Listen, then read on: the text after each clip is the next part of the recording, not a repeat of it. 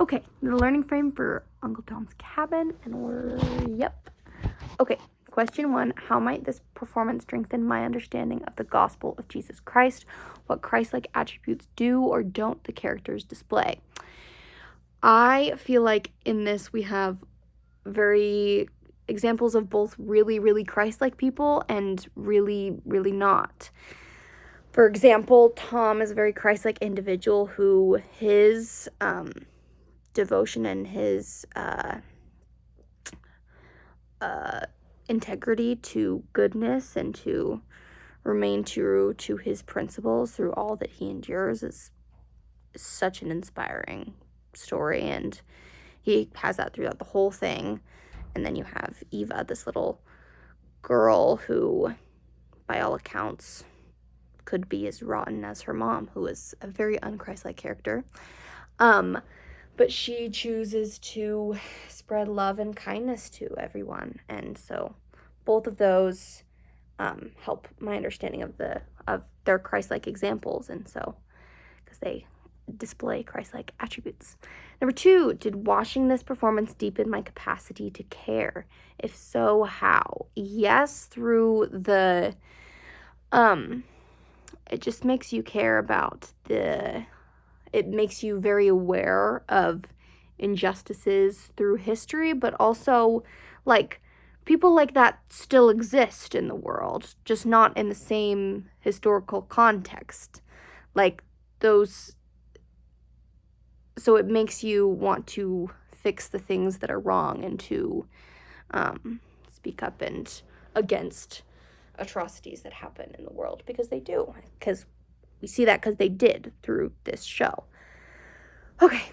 In what ways has this performance stuck with me since I watched it? How has that impacted my behavior / thought patterns so far? Do I want it to have a lasting impact on me? Why or why not? The parts that stick with me are mostly just the whole tone of it makes you very aware of how, I mean, obviously slavery was normalized since it was a process in this country for so many years, but to see it so being dealt with so casually and just these awful things happening with characters having little regard and little acknowledgement of just how awful they are and there were some really sickening moments, so those have stuck with me, but also the moments of real inspiration, of hope from Tom, and so those moments have stuck with me, and I think even though some of that stuff is uncomfortable to watch, it's really important to, because then we forget how awful slavery was, and so I want to remember how that made me felt and how sickening some of those moments were, because those things happen, and if we forget history, then it happens again. Okay. How does this work blur the line between past and present, suggesting that history is not finished but ongoing? What responsibility does this place on performances or audiences? So I was kind of bringing to this for the last question, but this film, I watched the film version, was filmed in the late 70s, and either way, a modern day-ish. Modern day meaning far away from when this stuff actually happened in the 1800s. But the fact that they are telling the story now, and that little part at the end when it was narrating on how Uncle Tom's Cabin spread outrage to the country and inspired people to fight for freedom, and and it says something about how that fight is ongoing, really suggests that the impact of and this story's messaging is still ongoing, and that story still needs to be told, and we're reliving those problems are not finished because they're in the past, that its impacts are still impacting us today, and that is ongoing and kind of brings things to life there. So it places the responsibility of the people who watch that and people who are making it to continue to fight for the messages that are portrayed in that show. Okay. Through the lens of Jill Dolan's feminist spectatorship, how does this play invite you to reconsider whose stories matter and how power, gender, or identity are represented? There's so much power dynamics in this show. Abused power dynamics, certainly, by a lot of characters. All of the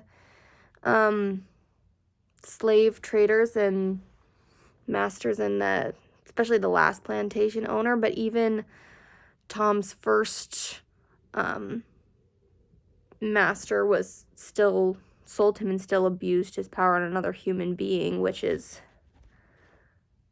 My phone went on low power mode. Okay, anyway. So it shows how power can be absolutely abused and the detrimental things that happen to people because of that. We also see women's role and how just helpless a lot of the women are. I mean, we see that in the beginning with Eliza,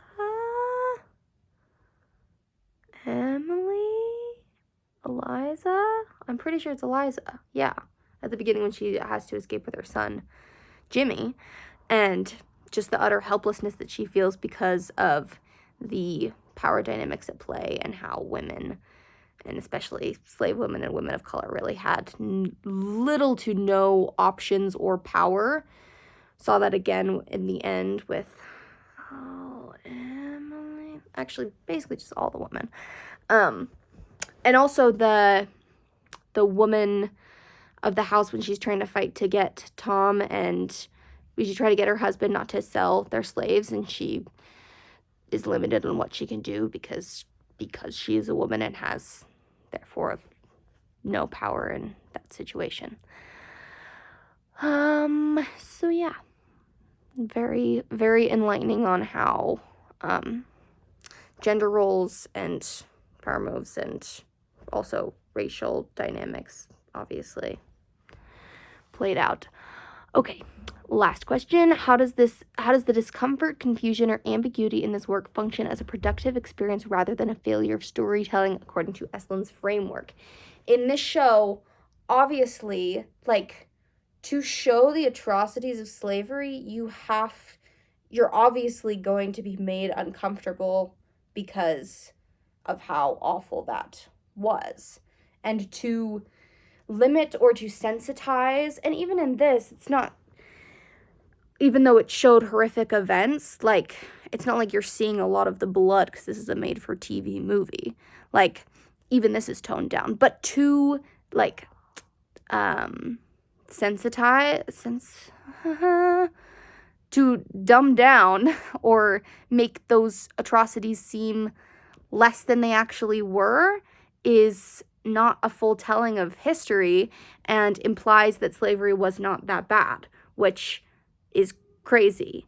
And from Uncle Tom's Cabin, we see how awful that was. So that discomfort and that, sickening feelings that I felt watching it are productive experience because they inform audiences of the real things that happened. And we have to remember history because it's important. And if we forget, then those things happen again.